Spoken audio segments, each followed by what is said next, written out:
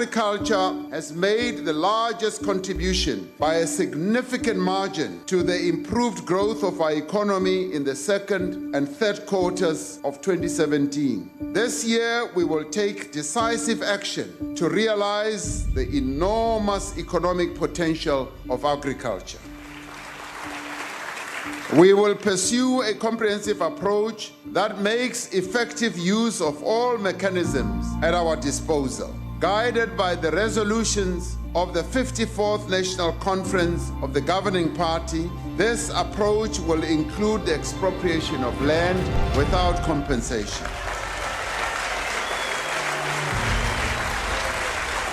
To say that we stole the land, I mean, we shouldn't even take note of that. We don't want half freedom. We want full control, rights, ownership, land of our country. The use of land as a political tool is incredibly destructive. As a result of past injustices, there's a problem now in society. Title was introduced as early as the 1600s. That is to say, the 17th century. The economy of scale, there's a lot of pressure on that. History is not only the domain of historians or academics anymore. It has become a tool or even a weapon in some cases. Ons het geen dokumentasierecht nie op die land nie. Die enigste regte wat ons het is die bakens. The long story is lost in the mists of time. Quite honestly, we have to reconstruct it. The land has got a value. You cannot deny that. To the hands of the rightful. We remain a conquered nation because white monopoly capital still owns the means of production, and at the center of that is the land question. We remain as we were even before 1994. It is only through the expropriation of land without compensation that our people will be the rightful owners of this country. We cannot keep on saying South Africa belongs to all who live in it, yet we have nothing to show. If you vote against this, it's a waste of time. We are already giving our people the land, and we are not ashamed of that. People of South Africa, where you see a beautiful land, take it, it belongs to you.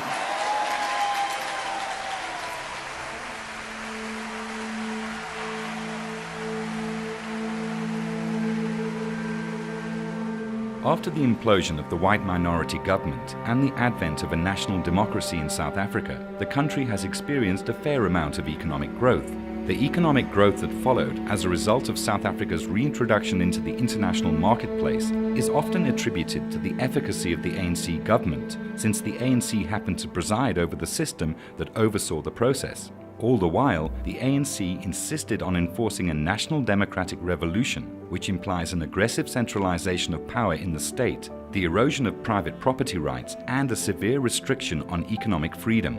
During the presidency of Jacob Zuma and his deputy Cyril Ramaphosa, the ANC declared that it was ready for a second transition in the revolution. According to the ANC, the first wave of its revolution was the attainment of control of the state, while the second wave implies the utilization of state mechanisms to achieve the goals of the revolution, which would ultimately lead to the creation of a socialist state in South Africa. This is pursued under the banner of radical economic transformation.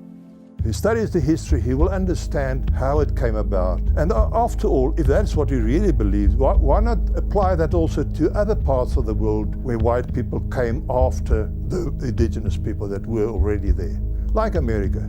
I wonder if they really believe that the white people in America should go back to Europe, or white people in Australia. Do they think that's feasible? So if they say no, they don't think so, why then make it applicable to South Africa, to the white people of South Africa? It's a fact that land must be returned back to those who are landless. White people who own land in South Africa today are all beneficiaries of land theft, a crime against humanity that was committed on our black ancestors. It's clear they want land to be redistributed to the people. Also, many young people are migrating to urban cities. We must be able to have means to expropriate land that will enable them to reside and in well-located land where they can go and walk to work. Our people are in need of land where they can build their homes and where they can farm and where they can also build facilities for various amenities. And a number of these places are strewn right across the length and the breadth of our country, and some of them are in urban areas. It makes no sense to give land to people that do not have the expertise, the training, the education to use land. There has been an attempt to take land and just give it to people that have no knowledge whatsoever. I think we must be careful when we talk about history. Politicians love to give a one-sided view on history. They thrive off it. Our current politicians love the idea that the whites came in and stole all the land, now they must give it back. And they work on this, cuts deep in emotions on both sides. On the side of the blacks, who then look at you and think of you as having stolen their land, or on the side of whites who are saying you're calling me a thief. This is political rhetoric. The best thing would be to shelve that and try and move away from that. But unfortunately, the exposure to this thinking, it's constantly, it just goes on and go on and on. It's as if the world was created just a few minutes after the Africans or the black man arrived in Africa. What happened prior to that? Prior to that? This world is much older since the arrival of Jan van Riebeeck. We know that people moved. We know that the Africans moved down from the northern part of Africa. This is political rhetoric for short-term political gain. History is never as simple as that. It's nuanced. There are all kinds of stories attached to the land. Wherever you go in South Africa and you delve back deeply enough into history, you find a different story. After the inauguration of President Cyril Ramaphosa, Parliament adopted a motion that the state should be empowered to expropriate private property without compensation. The policy position was motivated by the underlying notion that white people are illegitimate landowners and that white-owned land has to be expropriated and transferred to black people. There are, however, three major problems with this position. Firstly, it is an ahistoric view that doesn't take cognizance of how white landowners acquired their land. Secondly, it is based on the false presupposition of a hunger for rural land among black people. Thirdly, while it is claimed that this position would strengthen the economy, it is fundamentally based on the erosion of property rights, aggressive state control, and central planning over the economy, all of which have served as the ingredients for the most catastrophic economic collapses of the 20th century.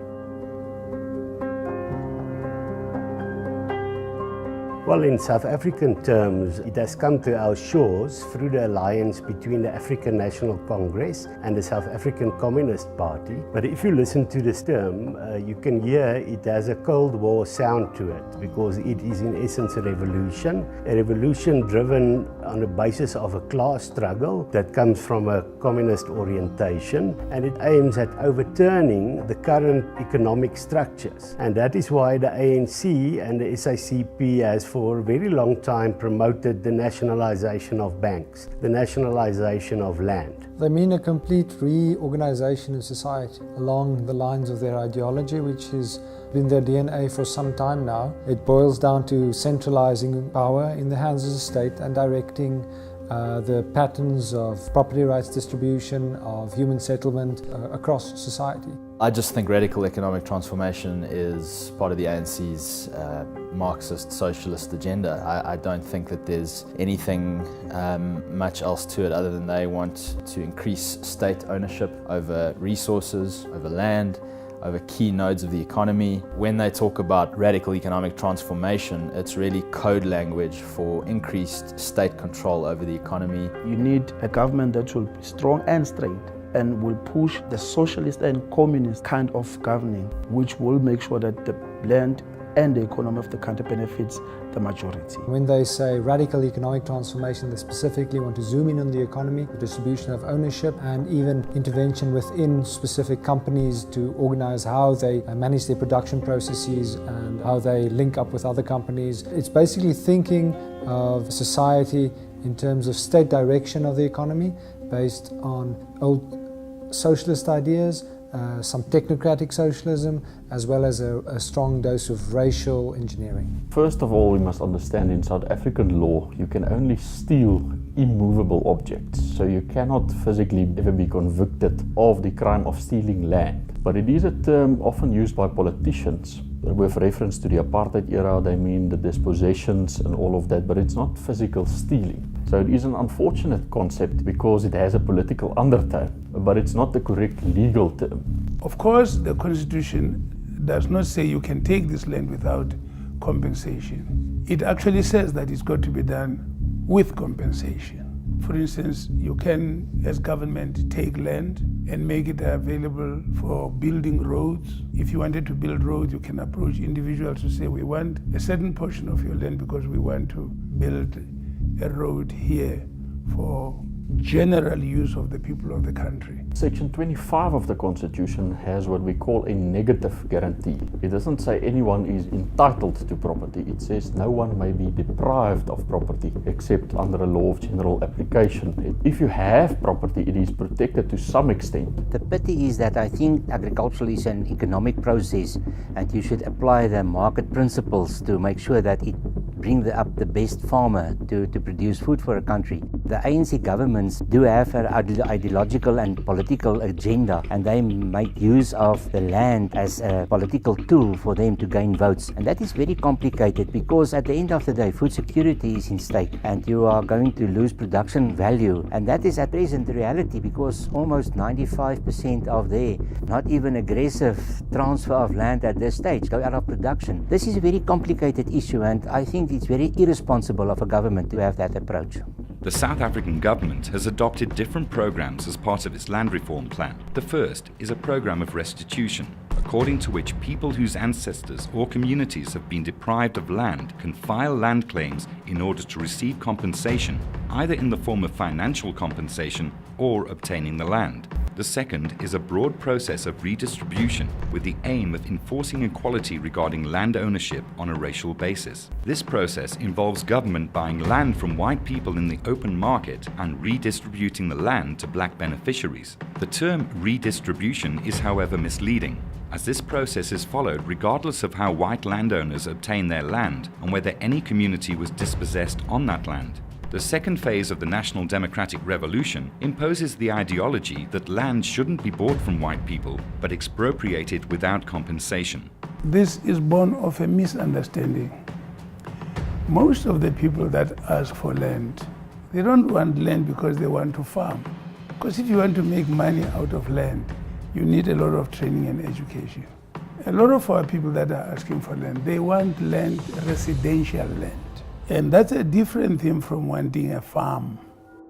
We do know cases where some, in the case where they were offered land over money, they took the money. I mean, even Thabo Mbeki has talked about this, saying that it's important that perhaps black people would not be so enticed to take the money, but rather take the land. Yeah, 93% of them have said, we don't want land, we want money. We want the money. 7% said, yes, I'd like the land. 93% said no. But this is exactly the problem with the type of thinking that we have. So now we have the state president coming at the State of the Nation address saying, we are angry with you because you say you want money. We want you to want land. Don't say to us that you want money. Come back and say, no, you want land. So they are prescribing to black people how they should think. The vast majority of black people... So you should prescribe to black people how they should think. A lot of ANC thinking is grounded in, Marxist, Leninist, Soviet-style thinking. Obviously, softened and tempered for a 21st century social democracy age. The other country that the ANC really like to look to these days is China. So the ANC looks towards these countries and takes, I think, the wrong lessons from China and certainly all the wrong lessons from Soviet Russia. These form a lot of the intellectual bedrock of how the ANC, of what drives ANC policy. And then I think if you could layer over that tribal, feudal thinking where land is in particular controlled by chiefs and people live on tribal land with no specific individual property rights ownership, that notion dovetails very nicely with the notions of communism and a lack of private property ownership. And so overall, this guides ANC thinking in the direction of disregarding the importance of private property rights. The ANC doesn't like decentralized power. It wants centralized power, centralized control. It wants to make decisions. When you read their strategy and tactics documents, the goal is more and more state control. And so they would like to see clean communism rather than corrupt communism. My contention is that communism ultimately tends to be corrupt communism because you create the perfect environment for corruption when you institute a system of centralized state control. When you read about how it thinks about the country, it sees South Africa as a big social experiment, and it sees ordinary people on the ground as subjects to be experimented upon. And that's very consistent with Marxist-Leninist thinking, with totalitarian thinking, that societies are just social experiments for the intellectual and political elite to experiment upon. What we also have in the rural areas, in particularly what used to be the former homelands, we have land in communal ownership, which is formally vested in the traditional tribal authorities, but where ordinary individuals have customary use rights. They have plots which have been allocated to their families, sometimes for generations, which they have the right to use. But again, it's an informal right, and they don't have any kind of legal title, which means that they are vulnerable to having the land taken from them and reallocated to somebody else by the traditional leader. It's a very powerful indication that if you want prosperity, you must protect property rights as part of economic freedom in the real sense, not the sort of distortion that Julius Malema and the economic freedom fighters here try to portray as the essence of economic freedom. There's no question that to do just about anything productive, you need a place to do it. In that sense, we need space and land and property. That forms the means of production, if you like. So that's how we produce and build wealth. So a lot of land is very important to the wealth creation process. The problem is that land has come to be seen as the sole means and mechanism of wealth creation. And that is an erroneous understanding. It's a false understanding of the importance of land in the economic process. I think is unfortunately being sold as a concept in South Africa as a solution to poverty, wealth inequality, and I don't think that that's a constructive approach to the problem. I think that there are far more important things to fix in the political economy of South Africa to enhance people's prospects, to raise incomes, to create employment and all these good things. Other areas of the country which are water scarce, which comprise a lot more than half of South Africa, 55% of the country, is water poor to the extent that pastoralists wouldn't be able to survive in it. I think that very often we make the terrible mistake of judging what's going on now, then trying to superimpose it on the past. That's a fundamental blunder. We know that if you looked at the first national census for South Africa, the total country population was only 6 million. You think of the increase from 6 million to 55 million. The different Bantu-speaking tribes originated in what is now Cameroon, and they basically moved down towards the Great Lakes area, splitting into two groups. The one went towards what is now Namibia, and the other via Mozambique into southern Africa. This occurred around 300 AD. The country was very sporadic. It didn't happen on one event. They didn't have a history to prove why they came. So whatever people wrote about that migration is basically speculation. They clashed maybe with other tribes, became overpopulated in certain countries in Central Africa. Before the white people came, a lot of these tribes didn't settle permanently on one piece of land. They moved about because the land was there. These came down. And the ones that went east of the Drakensberg, the languages there mutated into what we call Nguni today. And west of that is the Sotho languages that came this side.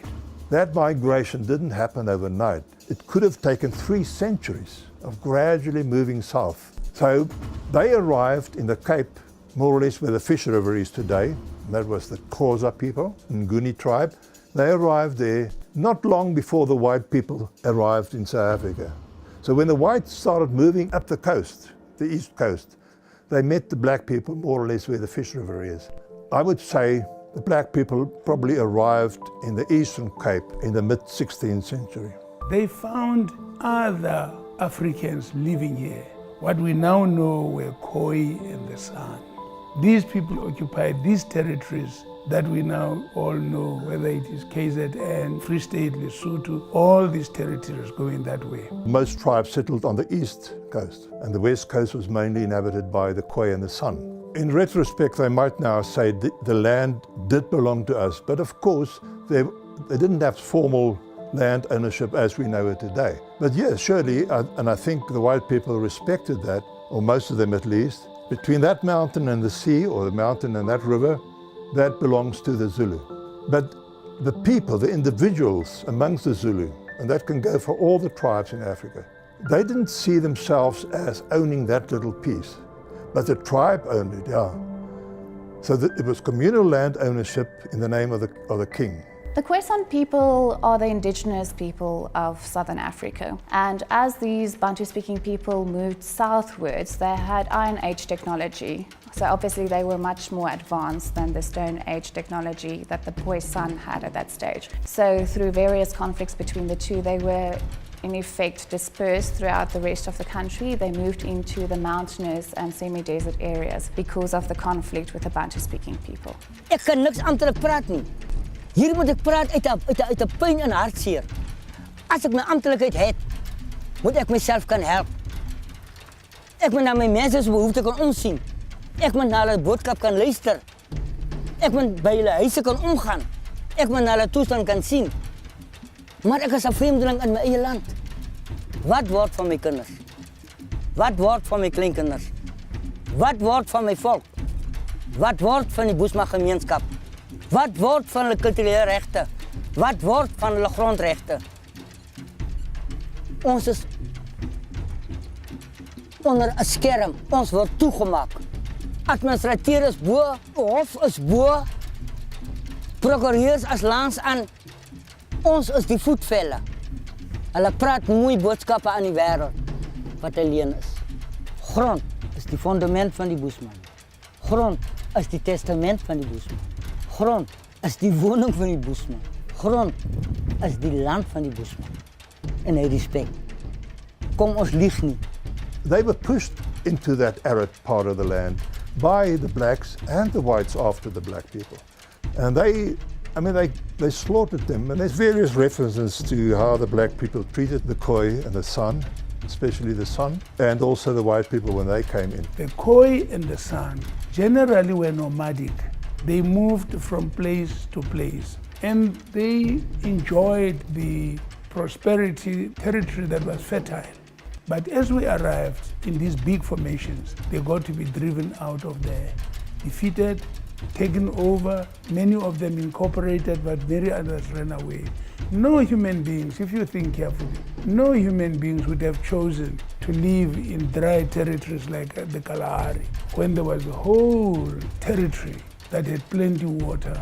We began to dispossess and to take these territories and so on. We are actually the second arrivals. I'm talking about the Bantu sections, are the second arrivals and not the first and original that have been and so on. The Dutch East India Company was founded in the Netherlands, so their main aim was to establish trade with the East, importing spices, fabrics and such to Europe. So their interest specifically in southern Africa was to establish a refreshment station at the Cape of Good Hope. The reason for this was that the Suez Canal was not built at that stage yet, so they had to take the long way around the Cape to reach the East. The very first white people that landed here were not even coming to South Africa. They were going to the East Indies for other purposes. The journey to the Cape from Europe was about 3 months, so they would need fresh food and fresh water and even have a place to tend their sick. So by 1652, the Dutch East India Company sent Jan van Riebeeck to establish this refreshment station. Before the advent of whites, there was no title. You couldn't say, this is my farm. There was no land bought and sold. People just settled on the land, and if they wanted to move on, they moved on. With the introduction of title, which came from Europe because of the feudal system in Europe, people then started this process. What we should realize is that the Dutch East India Company had laws preventing the enslavement of local peoples wherever their refreshment stations or their trading posts were situated. What we do know is that in 1658 they imported a boatload of slaves. In ancient history, the Greeks, as Greek enslaved Greek, Roman enslaved Roman. If you owed me money and we were both Romans or Greeks, I could sell you into slavery to get my money. Slavery had nothing to do with racism. It started as a system. And they found that, but these are Africans like us, but they are not like us. They speak in a manner in a way that is different from us. For instance, Ba Borwa of the south. So we arrived here, the Bantu-speaking sections of the population, in bigger formation.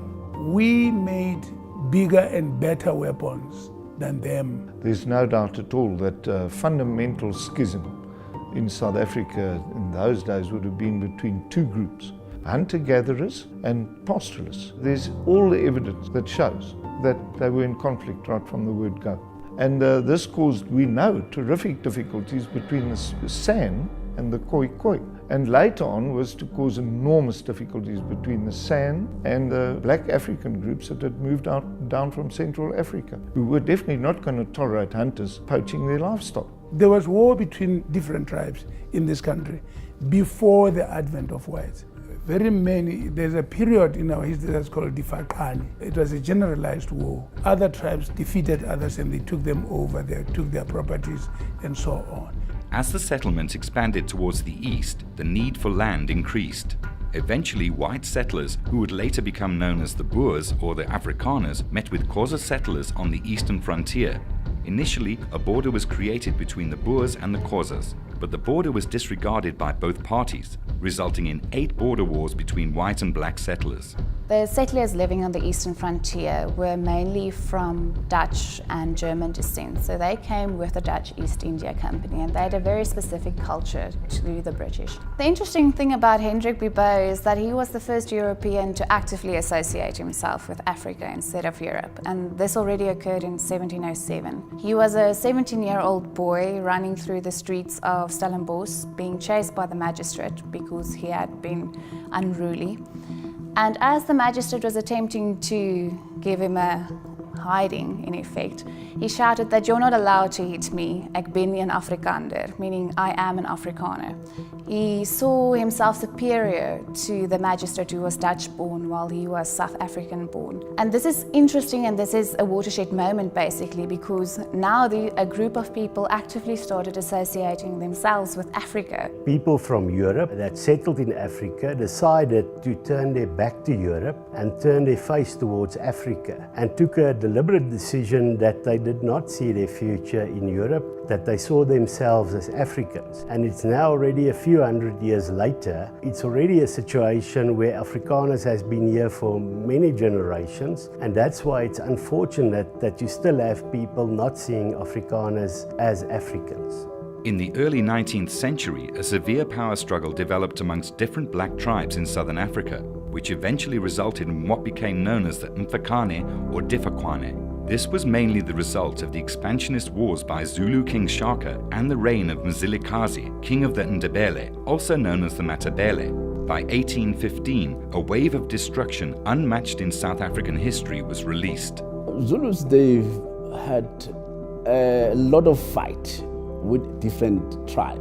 So we may name them, but there were so many tribes that fought with the Zulus. But the Zulus, they emerged and they defeat all the wars. Mzilikazi basically came to the forefront as one of the generals of Shaka. And Shaka sent him in an expedition against the Sotho to the interior to raid cattle. He returned, and Shaka asked tribute of him, wanting to receive some of the cattle. Mzilikazi did not, basically challenge Shaka's authority, and Shaka sent 2 expeditions against him, with the second one finally resulting in Mzilikazi fleeing northwards, taking about 300 of his men with him.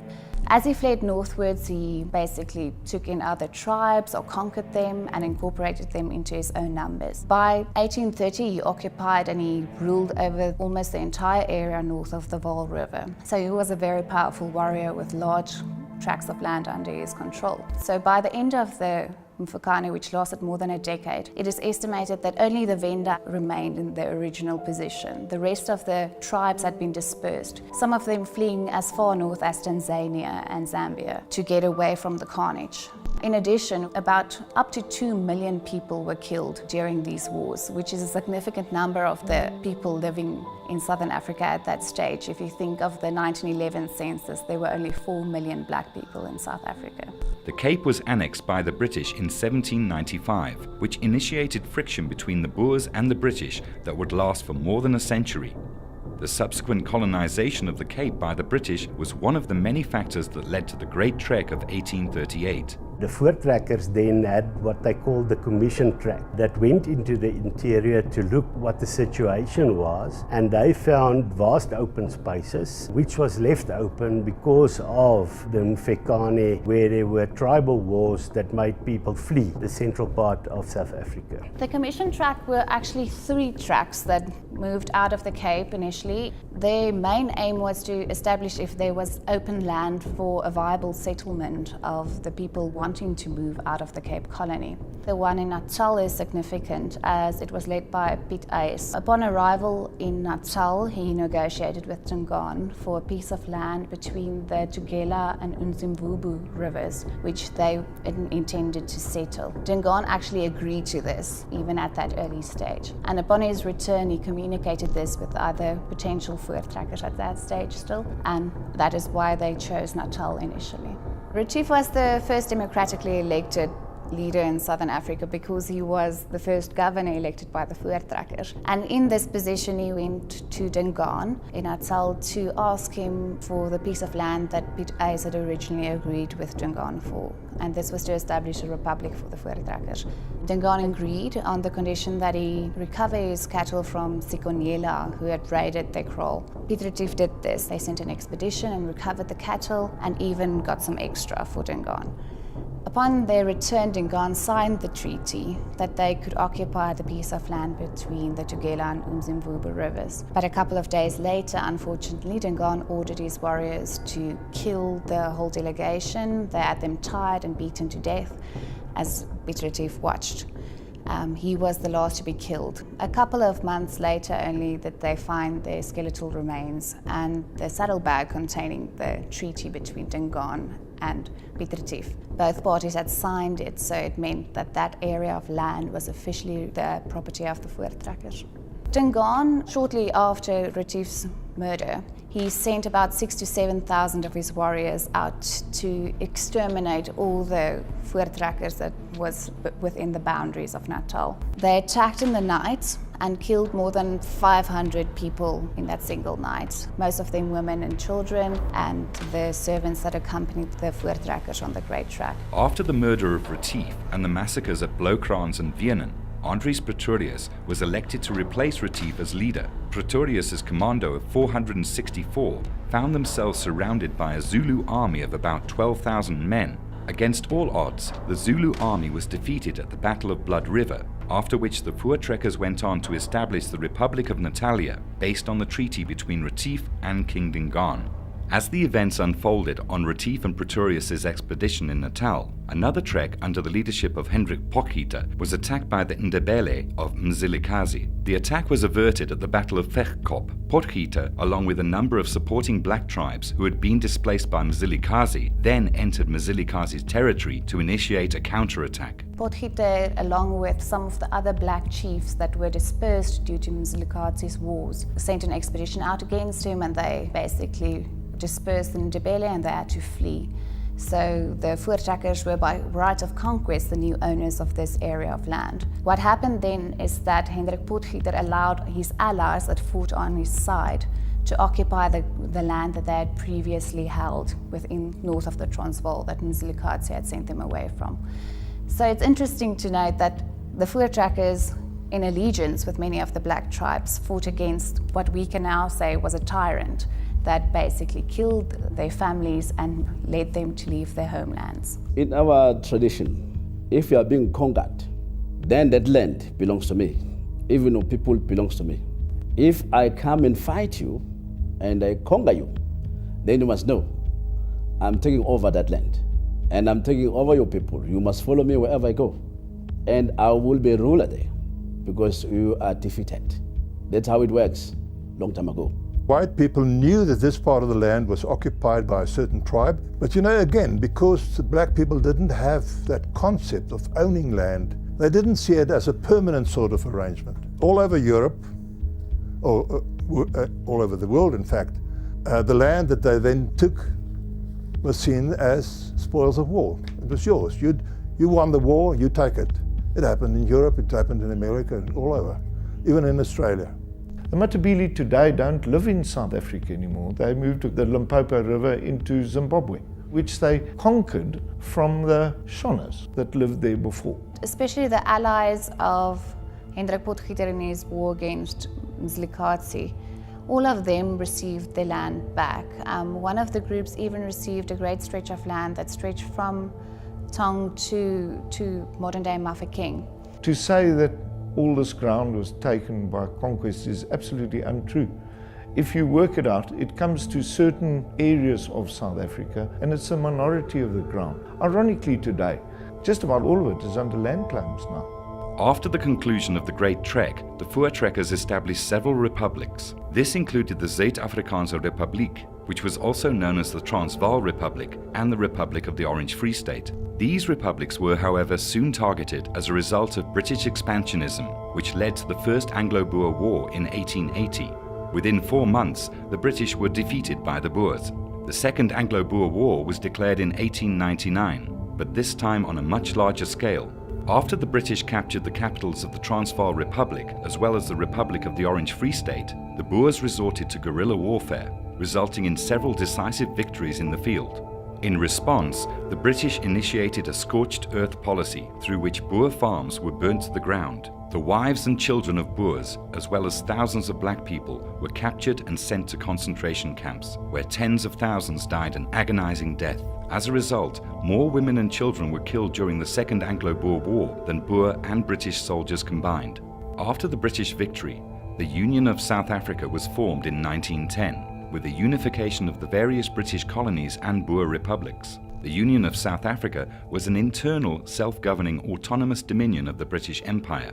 The controversial Natives Land Act was introduced in 1913. The big mistake, I think, that was made in the 1913 Land Act was to make it so rigid. It allowed ownership in certain areas for certain race groups only. As a black, you could own ground, but only in certain places. And as a white, the same applied. And the problem was, it wasn't flexible enough to cope with an enormous growth in population. It is a fact that it is impossible to survive on more than 30% of South Africa's land surface without the necessary technology to dig boreholes for life-giving water, and land reform activists are therefore falsely arguing that black people occupied 100% of South Africa's surface before the arrival of white people. In line with this reasoning, it is widely believed that the Natives Land Act of 1913 resulted in large-scale dispossessions and forced removals of black people in order to move them to areas that comprised only 13% of South Africa's surface. What is not said, however, is that the Bowman Commission found at the time that black people occupied only about 12% of South Africa's surface, and that the areas that were designated to black tribes, according to the 1913 Land Act, were largely a reflection of where black people already resided. Another controversial piece of legislation was the Group Areas Act of 1950, which was built on the provisions of the 1913 Act. This act was championed by the Minister of Native Affairs, Hendrik Verwoerd, who later became the South African Prime Minister. Now many people say that Verwoerd is the architect of apartheid, but it's a very simplistic way of looking at Verwoerd. I think Verwoerd was a philosopher. He had an ideal that he wanted to reach, and this ideal was to establish a country that was very much like Europe, the makeup of different countries with borders next to each other, but who had different cultures, different languages, and in each country people could develop along their own lines. And Verwoerd had the same dream for South Africa. He wanted to enable the different groups in South Africa to be governed by their own people, to study in their own language and develop along their own lines of their own cultures. So Verwoerd's idea was not necessarily to separate the races because he saw one group as inferior to the other. He wanted to separate the races because he wanted them to be able to develop to their utmost potential within their own community. A process of forced dispossessions and transferals was initiated in the 20th century, which is regarded by many as the most controversial act of the white minority government. This process made provision for the creation of a variety of nation-states for different tribes in South Africa. This was motivated by the government as a push for the improvement of living conditions and the establishment of self-determination for different peoples. While it is often argued by land reform activists that these dispossessions were merely a form of government brutality and oppression, an investigation into the history of these dispossessions reveals that the true picture is much more complicated. A set of minimum requirements was developed by the state which had to be complied with before any such program could be initiated. These included the sufficient establishment of water supply, sanitary facilities, housing at a certain minimum standard, medical clinics, school facilities, grocery stores, access to roads. New towns to which black urban groups were moved were developed into semi-independent border towns in white areas with the goal of allowing for black workers to commute for work. Newly established black areas and border towns presided over all the facilities provided to white areas and was largely an improvement on the areas from which they were moved. Black people were also compensated during these dispossessions. Land that was in private black ownership was bought and compensation was paid for alterations to the property. While it is often argued that no notice of dispossession was given to black people, an investigation again reveals that history was not that simple. As an alternative to written notices, meetings were organized with local communities and committees were established on which local stakeholders could serve in order to assist with the process. After the dispossession, new committees were established with local stakeholders as a measure to ensure the necessary communication channels in order to find solutions to problems which arose as a result of the dispossession. Housing and food were provided to those affected. In 1960, Verwoerd initiated a referendum which led to South Africa departing from the British Commonwealth, steering it to become the Republic of South Africa. The anti-apartheid movement, however, kept gaining ground after the banning of various anti-apartheid movements under the Suppression of Communism Act of 1950. After a fierce power struggle between rival organizations, the African National Congress, backed by the Soviet Union, was able to establish itself as a de facto representative of black people and became the impersonation of the struggle to bring the apartheid system to a fall. The system imploded in 1990 when President F.W. de Klerk revoked the banning of the ANC and other communist-aligned organizations, effectively signaling the end of apartheid. The first non-racial national democratic election took place in 1994, leading to the advent of ANC rule in South Africa.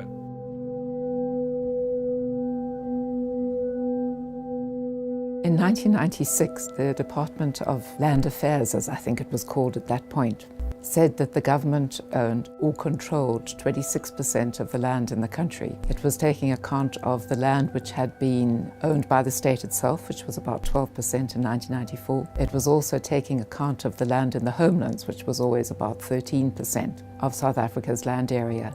And that was land which had been always controlled by the traditional authorities and ultimately vested in the state. So it still ultimately was state land. That immediately brought it up to 25%. They thought 26% taking account of various other factors. And if you added in municipal land, which was subsequently put at about 2 million hectares, then the overall amount was probably at about 27% in 1996. Then the next land audit that came out in 2013 said the state had only 14% of South Africa's land area, which was a very odd figure because somehow they seem to have dropped all the state land that used to be owned and a lot of the homeland land. If anything, they were talking only about the land which had been in the homelands and not about the land which had been in state ownership. Very strange figure. Then more recently they brought out another land audit which was supposed now to look at privately owned land, and they said that they looked at the deeds registry in particular as the source of information, and then they assigned a racial ownership where they could, using data held by other government agencies. And they also came to the conclusion that about 61% of land in South Africa is owned by companies and by various forms of collective ownership. And they said it's not possible to assign a racial identity to these sorts of organizations. So we won't try to do it. We'll only look at privately owned land, which is owned by individuals. So their land audit immediately left out account 61% of privately owned land in the country, which is a major problem and which the ANC keeps failing to acknowledge when it talks about the results of that land audit. It said in relation to commercial farmland that black South Africans own 4% of that. Now, it's difficult to know whether that is accurate. It's a shockingly low figure, but it may also reflect the fact that it's been the ANC's policy for many years to make sure that black people would not attain private title to land. If it's restitution land, it's gone to communal property associations or traditional authorities. If it's redistribution land, it's mostly been held by the state. So naturally, the figure for privately owned black land is lower than it might be if the government had not had policies of this kind. But the biggest flaw is that we simply don't know about the racial ownership of 61% of the land in the country. And Agri-SA has also compiled figures which paint a very different picture. And they did assign a racial identity to companies and trusts and so on. And they did so primarily by looking at surnames and geographical information. And they were cautious. They said if they couldn't be clear that this was black ownership, then they assigned it to white ownership. And on that basis, they came to the conclusion that black ownership of land which is owned or controlled by the government or previously disadvantaged individuals amounts to 27% of the land in South Africa on the whole. But if you look also at land potential, what is the most valuable land in the country in terms of its carrying capacity? The well-watered land in the eastern seaboard, which for obvious reasons has always been the land most held and occupied by Africans. Then it goes up to 46% or 47% if you round it up, which is held either by the state or previously disadvantaged individuals. And that's more likely to be a more accurate figure, but it's been discounted by the government, particularly now in the debate about whether we need expropriation without compensation. It obviously serves the government's purposes to focus on the 4% of commercial farmland in black ownership and to discount all the many problems in that figure.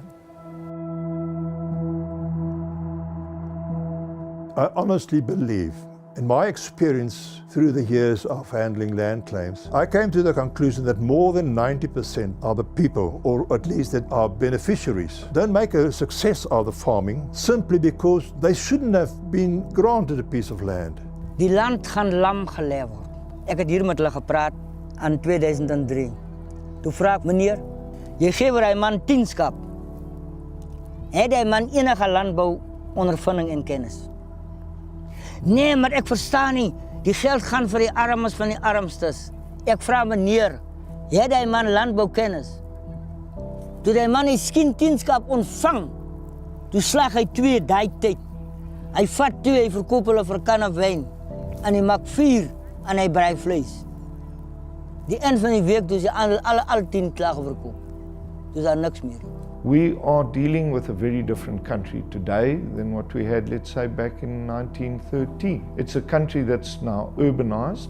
Soon 75% of our population are going to be living in our metropolitan collective urban areas. 75% of the population will therefore not be able to produce enough food to sustain themselves. We have to look very hard at how we are going to retain a rural sector that can actually produce sufficient food for the urban sector in this country. And that's why it's absolutely imperative that whatever government tackles, whatever land reform initiatives they want to tackle, to carry out their constitutional duties, has to be very careful that they also balance that with the necessary production to keep the urban areas alive. Because if they don't do that, the country will be plunged into anarchy anyway. I don't think that there's any real hunger for farming land. There is a great need for housing to be made available in the urban areas, but that's a different sort of debate.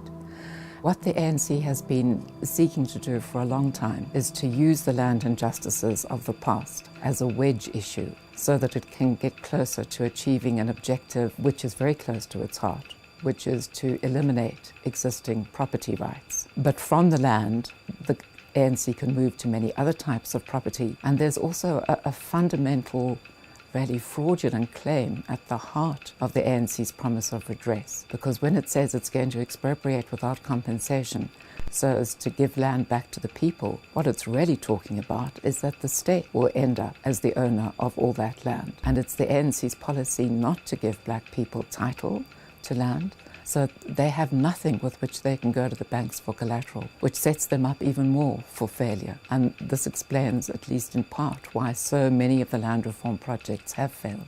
When the ANC says it really cares about returning land to the people, that it wants to provide redress for past injustices, this is simply really a cloak that's being thrown over its intentions to give the state the ownership and control of land in South Africa, and perhaps from land any number of other kinds of property as well. I realized the journey now. I just came into farming but not realizing there's a challenge after all. I'm suffering to stand on my feet towards a commercial level because of several. That's why by now I try to diverse in a way, but it's a little bit hardship. But all in all, I'm a full-time farmer. I got everything here, but I don't know, the link with our government is not so conducive whereby I can see myself up. I'm struggling especially with the implements. Government trying to help, yes, but different people with different programs. They can give somebody a tractor while somebody's not having an agricultural idea. And then you're killing the esteem of other farmers who are emerging around the place. You're killing the perseverance that I got. Last year I nearly dropped this whole thing and go back to Texas.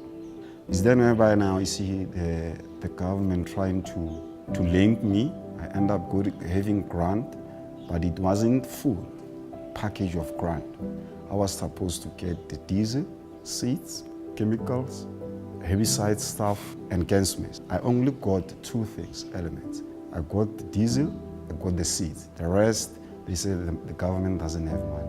In our case, it's the department. They come to the community, they come to the people, they promise things, they promise people things they cannot do.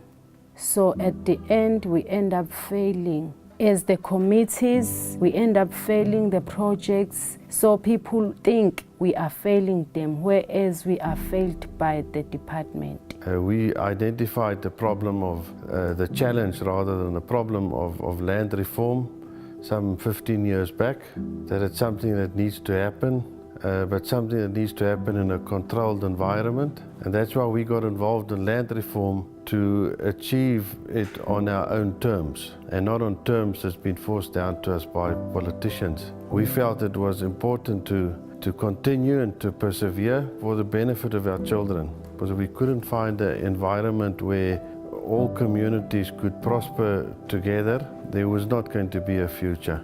In 2007, we were approached with some fellow farmers that had a project that they were working on and contemplating, but they couldn't fill in the business side. And being an agricultural economist by education, a farmer by calling, they asked our involvement, and we put together a business model which we felt had a sustainable future.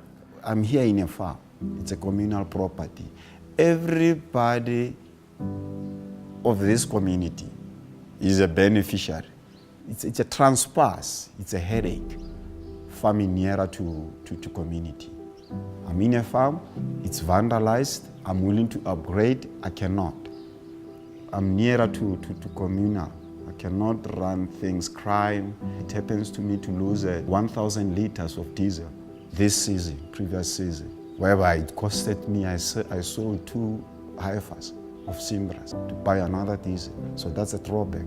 So it's right if sometimes we got the help on maybe getting farms to hire. You know, we don't get any subsidies for many years now from the government. So agriculture doesn't get any subsidies, except for a smallish subsidy on diesel. That's what we get. So you need to be profitable.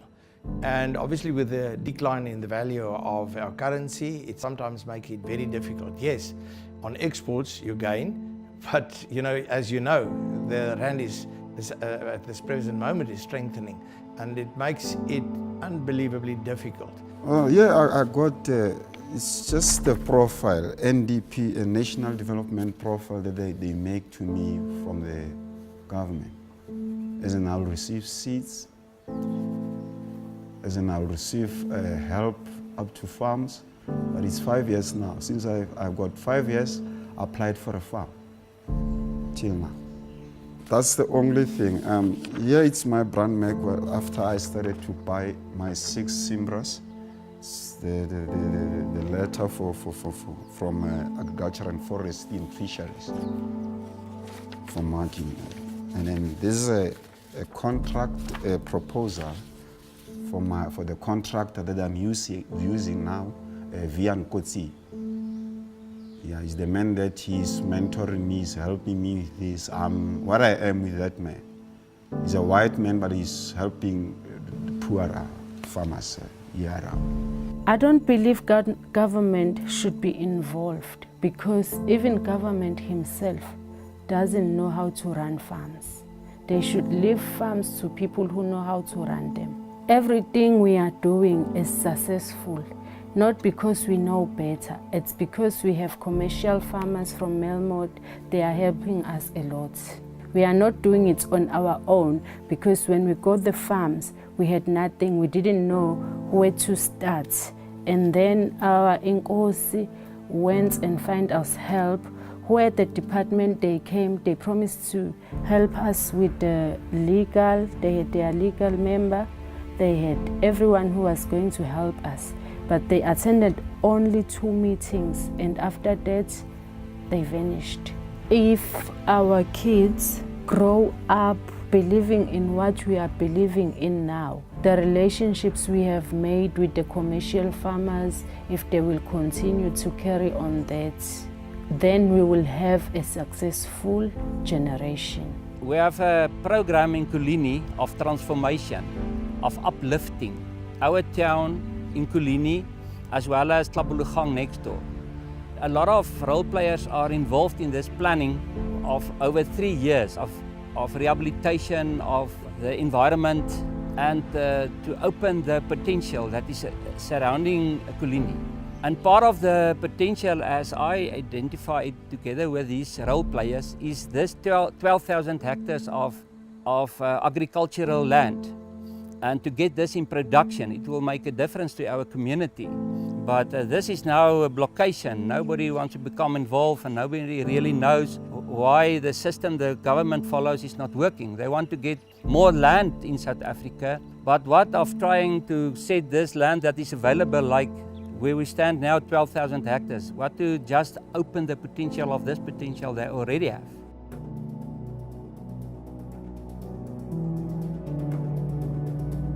If we go back in time in South Africa's history, people would not have had title deeds on pieces of paper that were registered in a deeds office. But if they occupied, homesteaded, fenced off and worked a particular piece of land that was identifiably and self-evidently theirs, then that was their land. And if that land was forcibly taken from them, if they were removed from that land unjustly, and if that can be proven, then that is a legitimate land claim as far as I'm concerned. What is an illegitimate land claim is to say that some general territory of land that was unoccupied, that was unhomesteaded in that sense, where they had not fenced it off, protected it, worked it, mixed their labor with it, so to speak. That kind of land cannot just be claimed as owned. One doesn't arrive at a huge piece of land and claim simply by a verbal declaration. You actually have to go and claim land, and you have to go and work that land and prove that it is yours by homesteading it and protecting it and working that land. What about all the land that are available, that are owned by the state? If you put that together, there's more than enough land available to satisfy the demand. It's one of the complete grey areas in the country, but it does seem very ironic that race classification was one of the most iniquitous racially discriminatory laws for which South Africa was pilloried right across the world. And yet we still have an informal system of race classification. By now, race classification could be something which no young South African person has any knowledge of. But this is something which was done to their parents, but which has completely fallen away. If you look at privately owned commercial farms, owned by both black and white private commercial farmers, most of them are a huge success. Those are the farms that create food security in the country, that gives us food to feed our people.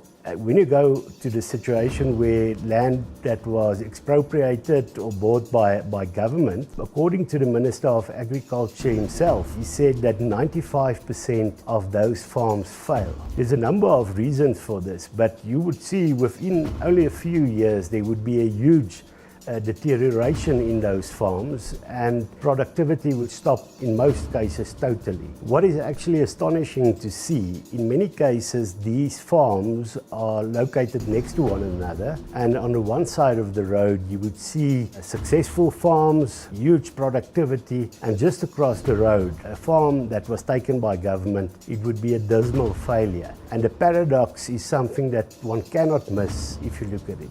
I don't think more than 1 or 2% of land transferred so far are successfully utilized. In our own part of the world, the Makhuba people, they lost the land before 1914, but still the government were prepared to compensate them or to give them land. And they made a large stretch of land available, owned by this tea company, and millions of rand went into that project. Nothing came of it. I mean, there are so many examples of failures. Government should understand that the present commercial farmers are more than willing to assist new arrivals or whatever in business. Let's say the black farmers that come into business. But they need to relook the structure, how you get to success. But it's not just put a person on the land and he will be successful. Even with myself, it took me 10 years before I was in a position to go to my father and said, I think I'm ready now to purchase your farm. I think we should have two sides of this answer. The one is where the black farmers have bought the land themselves and they actually apply the production factors on the correct manner to make sure that there will be sustainable production methods on that farms. They are successful because the market principles will be the decisive criteria to make sure if a farmer will be a farmer or not. But where the government get involved and they transfer the land to people that is not necessarily a person that apply to the agricultural situation as it should be, then you get all the failures in reality, and that is what we experience in South Africa at this stage. Our own Minister of Land Affairs has admitted that as much as 95% of the land reform projects have failed. I think half the problem of our current land reform scheme is that we never ever pick the right beneficiaries. Restitution is giving back to those who were unfairly dispossessed. You give them their land. But the government of today must correct the mistakes of the government that went before. And that's why the Constitution says you must compensate if you take that land as government. You must do that. Redistribution means you will now give land not only to one section, you open it up. Anybody who wants to have land can have it. It's not a question to say, oh, I am Mr. Ngwenya and I must be given land because I am black. That's apartheid in reverse. It's exactly what we were fighting to get rid of. Redistribution is a political concept. It's grounded very much in socialism, and it aims, I think, at political goals rather than at goals of justice, whereas restitution, I think, aims at just goals. People, they've got a problem that they are starving. People, they need employment. Those two issues for now are very, very sensitive. If you talk about the land, am I going to eat the land? There was a land that was claimed by the claimants. That land, I can tell you today, is sitting unused. That land, it was very productive before it was given to our people. But then we did not have the implementations. So if we can start to look at that, because ready to come to the land expropriation, how much land that is still unused? How much? It's a lot of land. We cannot now decrease the value of a land because of expropriation without compensation.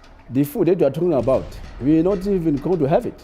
If people hearing that, they start to go and grab any land, and while they're doing that, they loot a lot of things around that land. Now, that cannot bring any peace, therefore it cannot bring any development.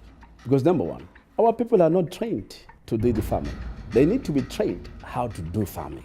There are some people that are well skillful to do farming, but it's not enough. At the moment, the government's taking the land and it goes to the government. That was never part of the land reform schemes of the past, and it will never succeed. They have to actually back their beneficiaries. When you've picked a guy and you think you've picked the right guy, you must give him the land. And then don't sit there and top him up every year or so because he thinks he can't survive. You must learn how to survive.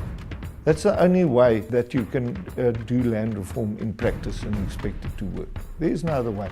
The Free Market Foundation has done some very good analysis and work on township title deeds, and it would seem that by and large township property structures are basically still apartheid era property structures, which is to say that people do not own their properties in townships, people don't have title deeds. Because the ANC has such low regard for private property, this has never really been a priority of the present administration, which is astonishing because there are people, millions of people who occupy and have occupied for many, many years land, property within townships who really just should own that land. It is rightfully theirs. They've owned and occupied it for many, many years. No one else has particular claim on that land. So the Free Market Foundation has done some great work to help township dwellers get title deeds for their property. And I think this is a great step forward in land restitution, land justice in South Africa, and really it gets rid of an apartheid era policy. It's the old statist mindset. Even Jean-Jacques Rousseau in his French Revolution had the idea that the government is a popular government and it represents the people. That becomes the actionable organization in society. And so if you give something to the people, it means you give it to the state. If the state does something, then the state says, no, actually the people did it. So it's absolutely not in government's plan to give land back to private title holders and communities. It is to maintain power over that land and have it seated within the domain of the state.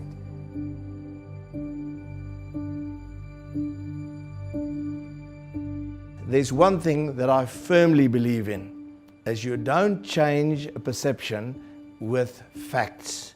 You could put all the facts on the table. You will never change that.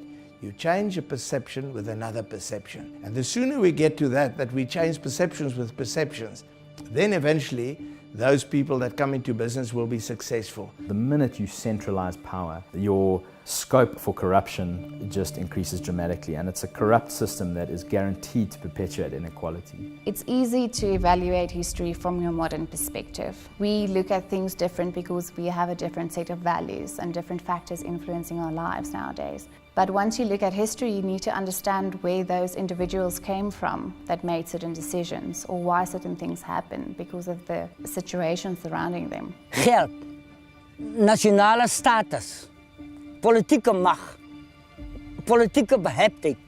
As die drie bij elkaar komen en hulle beklei met elkaar, dan maak hulle 'n plan om te keer dat die waarheid moet uit.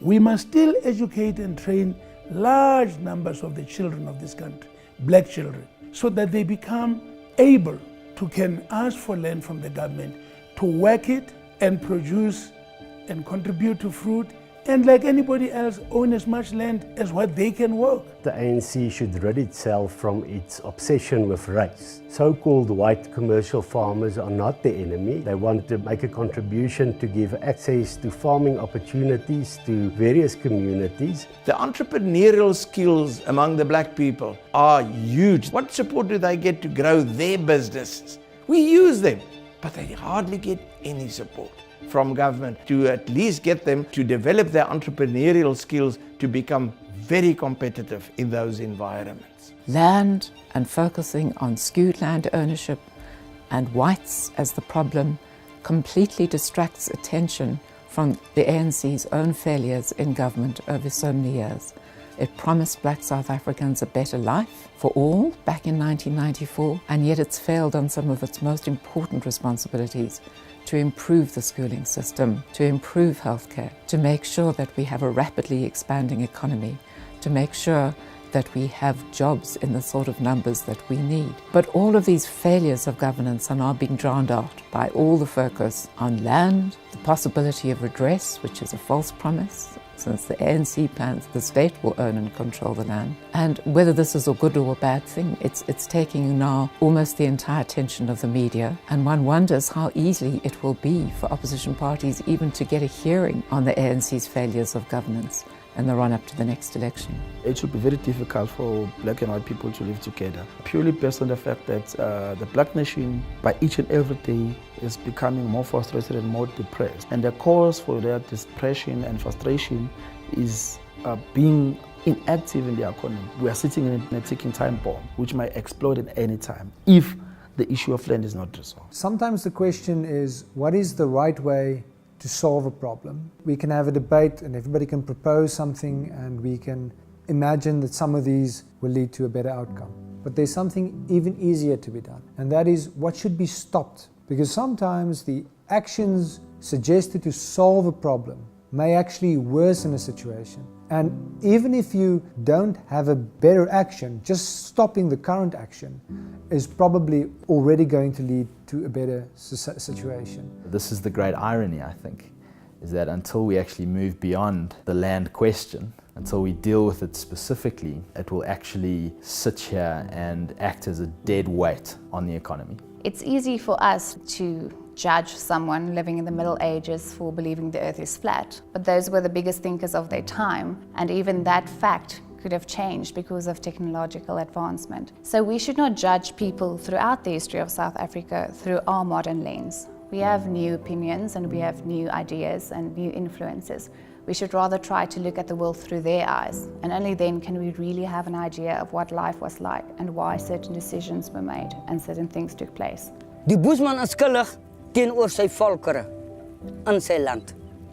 Vrede, liefde, harmonie gewyk het. En ons vandag sit met korrupsie, diefstal, verkrachting, moord. Ons land is siek. Ek sou die land saam met hulle wou bestuur. Ek as Boesman sal nooit 'n wit man, 'n bruin man of 'n swart man se waarheid afstry as hy vir my sê, man, ek het tegniese kennis hier, ek het wetenskaplike kennis hier, ek het landboukennis hier. Ek gaan hom nie afstry nie. Ek sê hom sê, meneer, ek het jou hulp nodig, help my. Wys my die pad.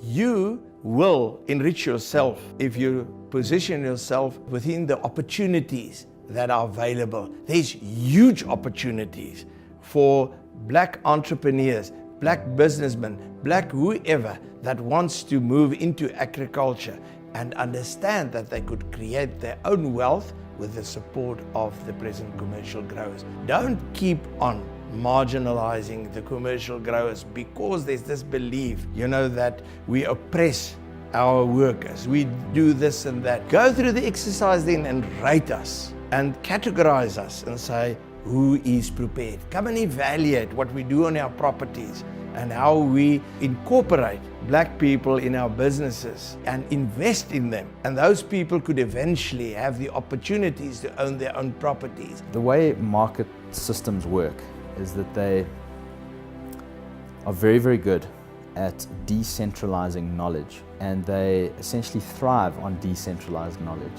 When anyone wakes up in the morning, they are in their particular situation and they have the best idea of what they need to do that day to improve their lives. Whether it's going to their job, trading, looking for work, whatever it is that they plan to do that day, they do it with one goal in common, that by the end of that day, their life is a little bit better than it was when they woke up that morning. This process cannot be centralized. This process is something that each individual has to be in control of, because they are the locus of decision making for their own lives. They themselves know their subjective preferences and their choices that they face in a particular day. It's all very well someone from government saying, I don't think that that person should work for less than the minimum wage, and therefore I'm going to ban them from working for less than the minimum wage. But they don't know the choice set that that particular person faces. That person has chosen to work for less than the minimum wage because any other choice that they face is worse than that choice. So all government has done by banning them from working for less than the minimum wage, and therefore from working at all, because the employer now won't hire them for a higher wage, is actually worsen their set of choices and will make it more likely that they go to bed that night in a worse off position than when they started in the morning. We, the people of South Africa, recognize the injustices of the past, honor those who suffered for justice and freedom in our land, and respect those who have worked and built and developed our country, and believe that South Africa belongs to all who live in it, united in our diversity. You don't need to be a rocket scientist to know what the effect of disrespect for property rights or an effort to centralize economic decision making would be. All one needs to do is to have a look at history. The expropriation of land without compensation has been tried. It's been tried in Venezuela, it's been tried in Zimbabwe. And the effect there is for everybody to see. Not only the landowners were negatively affected, what happened is investors, if they're not confident that their property would be safe, they simply don't invest. And if you don't have investments, the economy collapses. We have a government that is trying policies that have failed dismally elsewhere. And the problem is with people that have a socialist inclination is they never acknowledge these failures. They say, well, we would do it differently. And that is why I believe it's in the interest of everybody in our country if we show respect for property rights, if we don't try to plan the economy centrally, and if we uplift people through policies where we really empower people to participate in the economy rather than handouts. If you're simply going to give people land, you're going to take it away from others without paying for it, it will not stimulate the economy. The same people you want to benefit will be negatively affected in the end.